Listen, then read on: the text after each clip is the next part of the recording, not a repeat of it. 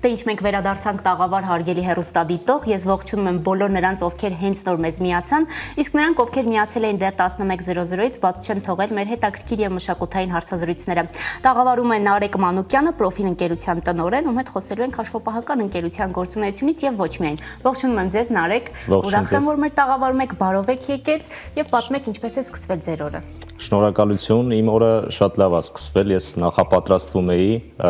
հաղորդմանը, ձեր օրը ոնց է սկսվել։ Իմ օրը ընտիր է սկսվել, ցանկացած առավոտ, որը սկսվում է Նուր հեռուստաընկերությունում բարի առավոտով, ընտիր է, մանավանդ երբ մեկնարկը 11:00-ից է, մի քիչ ոչ վաղ առավոտ, բայց այնուամենայնիվ սկիզբն է առավոտվա։ Պատմեք ինչպես եք սիրում սկսել ընդհանրապես ձեր առավոտները եւ արդյոք շաբաթ առավոտները մի քիչ հանգստյան մասին են։ Իրականում ոչ, որովհետև իմ առավոտները հիմնականում սկսվում են նույն ժամին միշտ, բայց աշխատանքային օրերը տարբերվում են հանգստյան օրից նրանով, որ փորձում եմ սպորտով զբաղվել առավոտները ու գրեթե ամեն առավոտ, երևի արդեն եմ ժամը 7-ին ու փորձում եմ արդեն մինչև ժամը 10-ը ավարտած լինեմ մարզումները ու միանամ մեր թիմին աշխատանքի։ Իսկ արդեն հանգստյան օրերը, էլի նույն ժամին եմ արթնանում, ուղղակի փորձում եմ ավելի մարզել երևի ուղեղը, ոչ թե մկանները։ Այո, ընտիր, այսինքն մարզվել եւ եկել եք մեր տաղավար, օրվա ընտիր մեկնարկ է, ես կարծում եմ։ Նարեկ, միասին խոսելու ենք Պրոֆիլ ընկերության գործունեության մասին, հաշվապահական ընկերություն է, որի տնօրենն եք դուք, միտքը ձեզ մոտ է առաջացել ստեղծելու, պատմեք, թե հիմքում ինչ պատմություն կա, երբ առաջացավ միտքը ձեր մասնագիտությունը դարձնելու ընկերություն ինչ-որ չափով։ Իրականում մեր ընկերության հիմնադրման պատճառները եղել են նրանք, որ ես լինելով իմ կարիերան սկսելով հաշվապահական ընկերությունից տեսել եմ այնտեղի խնդիրները, տեսել եմ հաճախորդների խնդիրները, որոնք որ մասամբ են լուծվում կամ չեն լուծվում, ու հասկացել եմ, որ եթե ստեղծել ընկերություն, որը կարողանա ծառայությունները այնպես մատուցել, որ հաճախորդների խնդիրները ու խնդիրները հնարավորինս արդյունավետ լուծվեն, ապա իմաստ ունի այդ աշխատանքով զբաղվել ու այդ միտքը սկսվել է դրանից, թե ինչպես անել, որ հաճախորդի կարիքները այնպես բավարարվեն, որ իրենք չմտածեն հաշվապահության մասին, որովհետև մեր մասնագիտությունը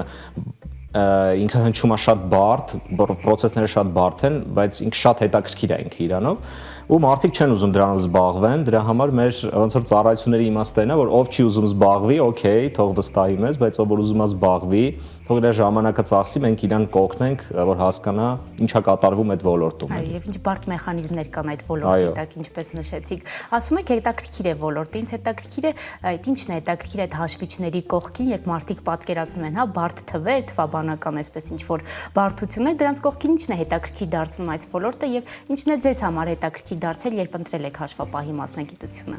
Իրականում մեր մասնագիտությունը հենց հաշվապահության մասով մենք հիմնականում բոլորը պատկերացնում են, որ մենք առնչվում ենք հարկերի հետ, բայց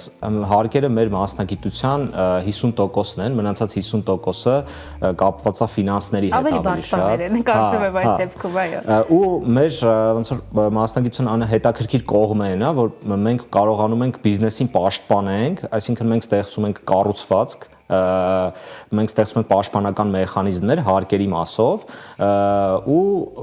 պատրաստվում ենք ստուգումների, փորձում ենք այնպես անել, որ հարկերը աշխատեն հօգուտ հաճախորդի, ոչ թե հաճախորդի դեմ, ու յուրաքանչյուր կետով փորձում ենք պաշտպանել հաճախորդին, որ ամեն կետում ինքը պաշտպանված գա ու ստուգումների ժամանակ մենք ոնց է, օրինակ շախմատում ոնց են պաշտպանվում, հարձակվում է դիմացի խաղացողը մտածում է ոնց պաշտպանվի, ինչ քայլ անի, հետո ինչ քայլ կլինի, մեր նույն պաշտպանությունն է, ամենահետաքրքիր կտորը մեր մասնագիտության մեջ դա է։ Քանի որ հաշվապահական ընկերություն ստեղծելու միտք ունեցել եք, երբ դեռ մասնագիտությամբ ուղղակի հաշվապահ եք եղել, ես ենթադրում եմ, որ ինչ-որ բացեր եք նկատել այն ժամանակ, երբ առնչվել եք այս ոլորտին որպես սպառող, որպես հաճախորդ, այդ բացերից եմ ուզում խոսել, որոնք էլ դրդեցին սեփական ընկերություն ունենալուն։ Իրականում մեծ բացը այն է, որ մենք քան բոլորը պատկերացնում են, որ մեր գործը հարկերն են, բայց իրականում մենք ունենք ավելի կարևոր կետ, որը մնացած 50%-ն է, որը շատ ժամանակ հաճախորդները չունեն, չեն էլ պատկերացնում ու չգիտեն էլ ինչի համար ունենան ֆինանսական հաշվառում ու բացը հիմնական, որ մենք միջև այսօր պայքարում ենք, որ մեր հաճախորդները ու բոլորը Հայաստանում պատկերացնեն ֆինանսական հաշվառման կարևորությունը ու բացը այս պահին դա է ու մենք արդեն 8 տարի աշխատում ենք այդ ուղղությամբ, որպեսզի կարողանանք մարդկանց ներկայացնել, որ գոյություն ունի ֆինանսական հաշվառում եւ դա շատ կարեւոր է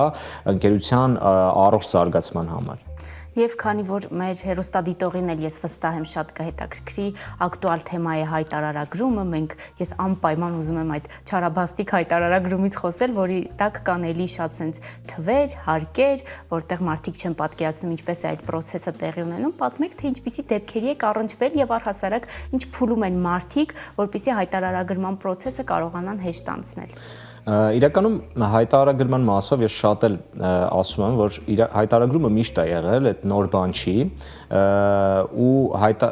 բայց ինչի է մարդկանց համար նորություն, քանի որ մարդիկ պետքա իրենց եկամուտների մասին ինֆորմացիա տրամադրեն, որը արդեն հայտնի է հարկային համակարգերին։ Ու ընդհանրապես պետքա հայտարարագիրը լրացնեն, փորձելով պետքա լրացնելուց առաջ ունենան որոշակի գիտելիքներ, այդ է ինձ թվում ավելի շատ վախեցնում մարդկանց, որ պետքա գիտելիքներ ունենան, փորձեն այդպես լրացնել, բայց այդ խնդիրը էլի ուղղվեց այն մարդիկ, ովքեր որ այդպիսի խնդիրներ ունեին, հիմա իրենց ավտոմատ լրացվեց, իսկ այն մարդիկ, ովքեր որ մտածում են, որ խնդիրներ ունեն հարկերի վճարման մասով, արդեն դիմում են մասնագետների, որոնք իրենց համար լրացնում են ավելի գրագետ եղանակով ու պատրաստում են բոլոր փաստաթղթերը, էլի պաշտպանված լինելու հարկային մասնագետների ոնց որ հարցերից։ Սա այն դեպքն է Նարեկ, որ հաշվապահը իրոք պետք է եւ երբ սեփական ուսերիդ վրա ես վերցնում ամբողջ գործընթացը, գուցե դժվար դառնա եւ երևի հենց առաջինը դրանից էլ խուսափում են այն դժվարություններից, որ առաջանում է գործընթացի ընթացքում։ Միգուցե այստեղ կարևորը ինչն է, որ հաճախորդները, ովքեր որ դիմում են մասնագետների, իրենք ունենան այն հանգստությունը, որ հաշվապահը, որը որ իրենց համար այդ աշխատանքը արել է, պատասխանատվություն կրի այդ աշխատանքի համար ու ես խորհուրդ կտամ նույնիսկ այդ ովքեր դիմում են մասնագետների պայմանագիրել ունենան, քանի որ հայտարարագրի լրացումը ինքը իրենից շատ բարդ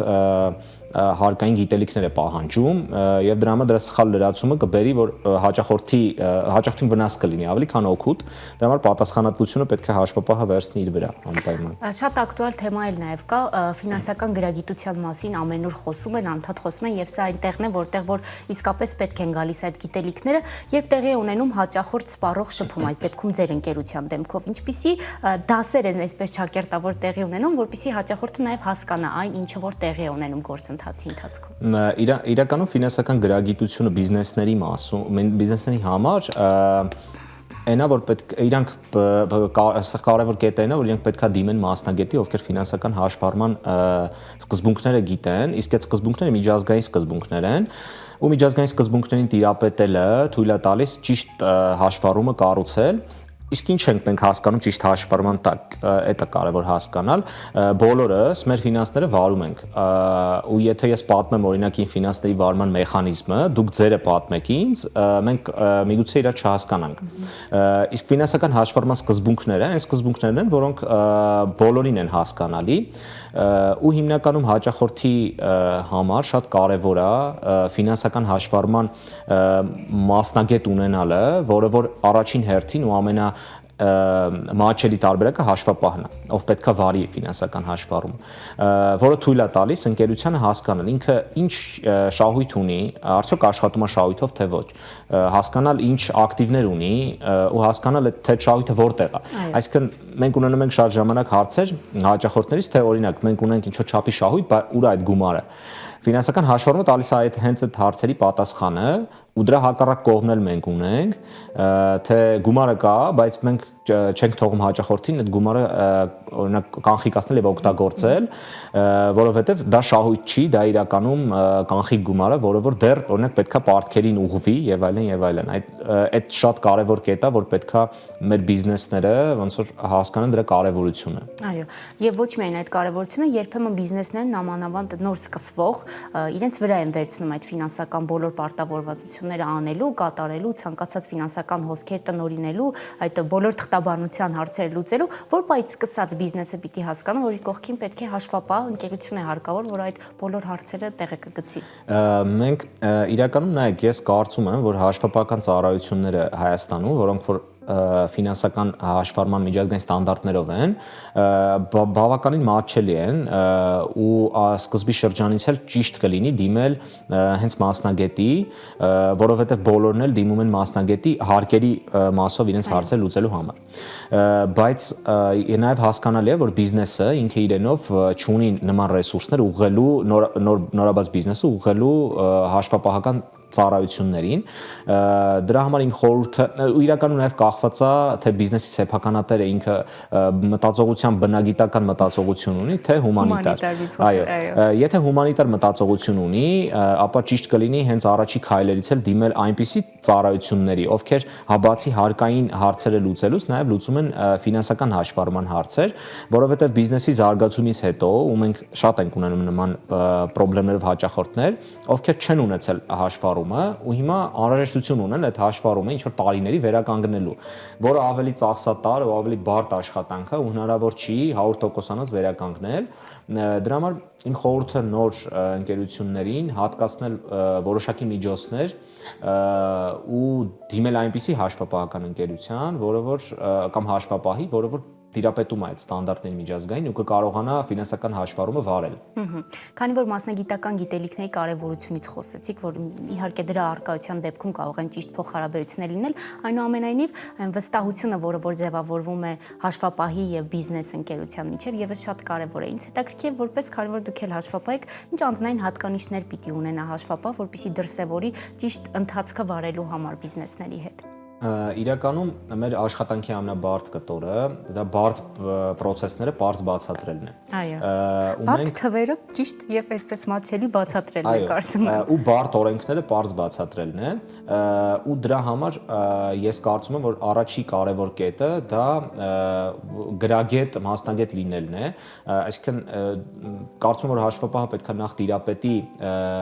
գիտելիքներին, օրենքների եւ ստանդարտների մասով ու կարողանա այդ ինչ որ տիրապետումը պարզ եղանակով ներկայացնի, բայց եթե խոսենք կրթության մասին, մեր թիմում դա առաջնային կետն է ու մենք անընդհատ պայքարում ենք, որպեսզի մեր մասնագետները կրթվեն, որովհետև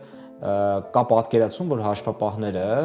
կամ յուրաքանչյուր այլ մասնագետներ սովորում են ու վերջ, բայց հիմա մենք ապրում ենք այն ժամանակներում, երբ որ ամեն շատ արագ է փոխվում։ Ու մենք էլ ստիպված ենք այդ արագության հետ մենք էլ փոխվենք ու կրթվենք անընդհատ։ Ու այդ շատ կարևոր երկրորդ հատկանիշը, որ անընդհատ կրթվի մասնագետը, քանի որ մենք օրենք տիրապետում ենք որևէ օրենքի, բայց այդ օրենքը փոխվում է, ենթադրենք կես տարվա ընթացքում ու մենք պետք է նորից թարմացված ինֆորմացիա ունենանք ու կարողանանք հաճախորդին ճիշտ խորհուրդ տանք, ճիշտ ժամանակ, ճիշտ գործարք անենք։ Այո, ու մատչելի բացատրել, ինչպես որ նշեցիք, նարեկ հետաքրքիր է բոլոր օրենքներին եք տիրապետում, թե պահի տակ այսպես անհրաժեշտություն առաջանում է աչքի տակ անցկացնել, որովհետև վարքյան առ վարքյան ինչ որ դրույթներ փոխվում են օրենքի մեջ։ Իրականում այդ խնդիրը մենք ունեցել ենք ու ինչպես լուծենք այդ խնդիրը, տենց հարց է մեր առաջ եղել։ Ինչ ենք մենք արել, մենք բացի այն ճիշտ է, իրականում բոլոր օրենքներին անհնար է տիրապետել շատ լավ, միշտ մոռանում ես ինչ-որ կետեր, բայց անընդհատ անհրաժեշտություն է առաջանում նայել ու ես մեր աշխատողներին էլ, անձամբ ես էլ, երբ որ ինչ-որ հարց է լինում, ես այդ հարցը անպայման մի հատ եմ նայում, քանի որ պետք է վստահ լինել, որ այո, մենք տիրապետում ենք թարմացված ինֆորմացիայի։ Բայց ինչպես այդ ինֆորմացիան միշտ թարմ պահել, գոյություն ունեն կայքեր պետական, որոնք անընդհատ հրապարակում են թարմացված օրենքները, որը որ մասնագետների համար է, բոլորը չեն, որոնք որ մասնագետ չեն, իրենց համար շատ բարդ կլինի հասկանալ, այո։ Իսկ որոնք որ մասնագետներ են, իրանք պարբերաբար, որը որ մեր մոտ շաբաթը մեկ օրենք տեղի է ունենում, պարբերաբար մենք ստուգում ենք, հասկանում ենք ու մարդկանց տեղեկացնում ենք թարմացումների մասին։ Եվ կարծում եմ, քանի որ գործնականում էլ հաճախակի կիրառվում են այդ օրենքները, դա էլ է օգնում եւ ստիպում ինչ որտեղ անգիր հիշել այն բոլոր դրույթները, որոնք որ օրենքն ունի։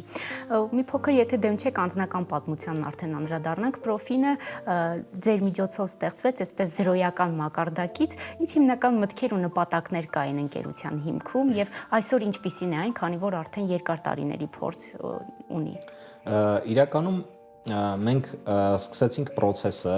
արդյունավետությունից, երբ որ ընկերությունը ստեղծվում է, մենք կարևոր մի հատ հատկանիշ կա, որ պետք է հասկանանք, մենք ինչով ենք տարբերվում մյուս ընկերություններից։ Ու այդ կարևոր հատկանիշներից մեկը, որը ես մտածում եմ, որ պետք է ունենանք, դա արդյունավետությունն է, այսինքն process-ները, որոնք որ բոլորը անում են, եկեք անենք արդյունավետ։ Դրանից հետո հարց առաջացավ, եթե անում ենք արդյունավետ, լավ, դա ինչ է տալի հաճախորդին։ Եթե մենք անում ենք այդ աշխատանքը շատ արագ, օրինակ, եւ հաճախորդը զգում է այդ արագությունը, բայց հաճախորդին ըստ էության մեծ բան դա չի տալիս, դրանից հետո հասկացանք, որ հաճախորդին պետքա ինքը կարողանա նաև կառավարել այդ աշխատանքը ու տվեցինք ինչ որ ֆունկցիաներ, որով որ ինքը կարողանա նաև կառավարել այդ աշխատանքը, արդյունավետ աշխատանքը։ Բայց դրանից հետո հասկացանք, որ կան հաճախորդներ, ովքեր հումանիտար ուղղվածության են, ու իրենք չեն ուզում կառավարել։ Ես ստորագրում։ Իրենք ուզում են ընդհանրապես ստորագրել։ Այո։ Ենթադրենք, ու որոշեցինք ներդնել արդեն պատասխանատվության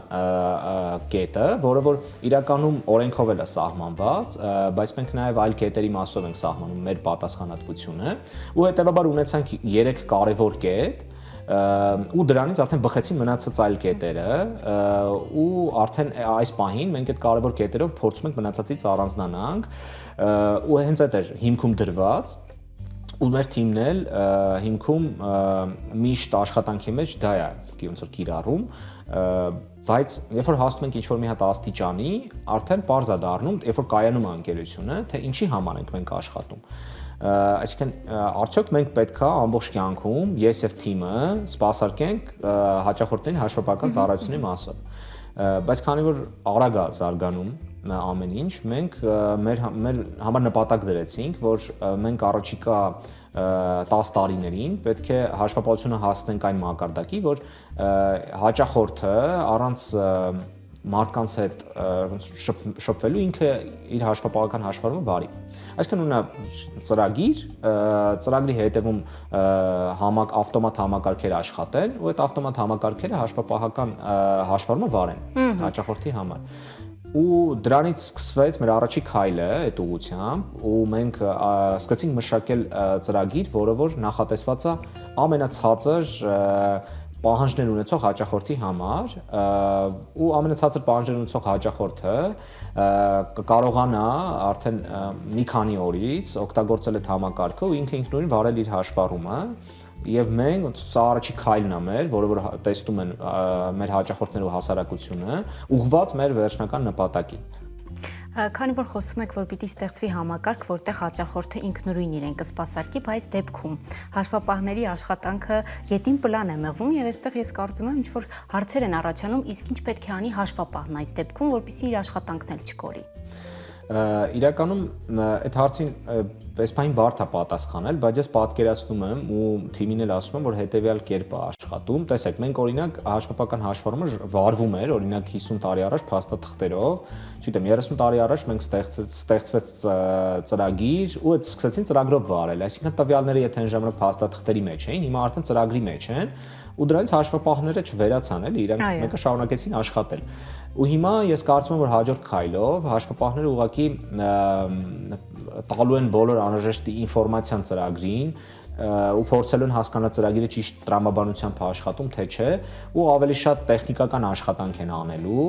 իրենց գիտելիքները օգտագործելու են ծրագրի արդյունավետ աշխատանքի մեջ ոչ թե հաճախորդների սպասարկման մեջ բայց իրականում այս մասով այս պահին էլ բարդություն ունենք որ հաճախորդներ կան ովքեր որ տեխնոլոգիական նորամուծություններին չեն ընդունում ու ասում են չէ ես եկեք օրինակ թղթով այսպես թանաքով ինչքան հավոր է որ այն դասական տարբերակներն օգտագործենք հա մենք ասում ենք եկեք օրինակ էլեկտրոնային փաստաթղթաշրջանառություն ներդնենք չէ մենք չենք կարողանա եկեք թղթով մեզ հարմար է թղթով Իսկ ո՞րն է պատճառը, որ թղթին այդքան սովորել ենք եւ չենք էլ ուզում դավաճանել։ Ես գիտեմ, որ էլեկտրոնային ստորագրությունն էլ այսօր շատերի համար բավականին մեծ խնդիր է, այնինչ վայրկյաններ կարող են տևել ընդամենը դաշտեր լրացները, ո՞րն է պատճառը, որ մարդիկ այդքան կարճած են թղթին։ Իրականում բարդ է ասել, ինձ թվում է դա կապված է մանկուց թղթի վրա գրելուն եւ կարդալուն, օրինակ իմ համար ավելի հեշտ է ես թղթի վրա կարդամ, քան էլեկտրոնային եղանակով կարդամ, կարծում դա է պատճառը, որ մանկուց մենք ուղղակի սովորել ենք ու իրականում գրելը թղթի վրա ավելի հաճելի է ինձ թվում է, քան համակարգչի մեջ Ճիշտ է, դրամասով էլ էսպայն տեխնոլոգիաներ կան, բայց դեռ լավ չեն աշխատում։ Թղթի վրա, չգիտեմ, համակարգի օրինակ պլանշետի վրա գրել այնպես ինչպես թղթի վրա։ Միանշանակ եւ թղթի վրա վերցրածը ինչ որ չափով զգում ես այն ինչ գրել ես, մտքերդ են ավելի կենտրոնանում գրելիս, գուցե եւ դա է պատճառը, որ թղթի հետ այդ փոխհարաբերությունները լավ են հաճախորդների։ Եվ Նարեկ եզրափակելով ինձ հետաքրքիր է, քանի որ դուք ընկերությանն եք փոխում եւ ընկերությունը նաեւ ձեր անձնային հատկանիշները, մասնագիտական հատկանիշները, ինչպես եք փոխվել այս տարիների ընթացքում եւ ինչպիսի Նարեկ կար նախկինում եւ ինչպիսին եք հիմա։ Իրականում անձնային փոփոխությունների ամենակարևոր կտորը դա երևի խնդիրներին արձագանքելը շատ ոչ թե հանկարծակի, այլ այդ խնդրի լուծում տալ ավելի երկար մտածելով ու ավելի համբերատար լինելով խնդիրների հանդեպ։ Իրականում շատ կարևոր է արագ որոշումներ կայացնել այս պահին, բայց նաև կարևոր է արագ որոշումների արդյունքում մեզ վստահած հաճախորդներին չկորցնելը ու իրենց համար խնդիրներ չստեղծելը։ Դա համար երևի ամենակարևոր հատկանիշը, որ համբերատար լինելն է ու խնդիրներին արձագանքելը համբերատար։ Մանավանդ երբ դիմացդ նստած է մարտով այդ բարդ թվերից գլուխ չի հանում, պետք է շատ համբերատար բացատրես բոլոր կանոնները, դրույթներն ու այն բարդ թվերը, որոնք որ իր բիզնեսի հետ գործ ունեն։ Շնորհակալ եմ շատ հարցազրույցի համար, շատ արդյունավետ էր ու քանի որ հաշվապահական ոլորտում անընդհատ ամեն ինչ փոխվում է, մարդկանց հետաքրքրում է, կարծում եմ, այսպես շատ կարևոր ոլորտ է, որտեղ որ դուք գործունեություն եք ծավալում։ Ձեզ էլ շատ շնորհակալություն։ Հարգելի հեռուստադիտող, ես հիշեցնեմ, որ մենք կարճ դադարից հետո դարձյալ տաղավարում ենք։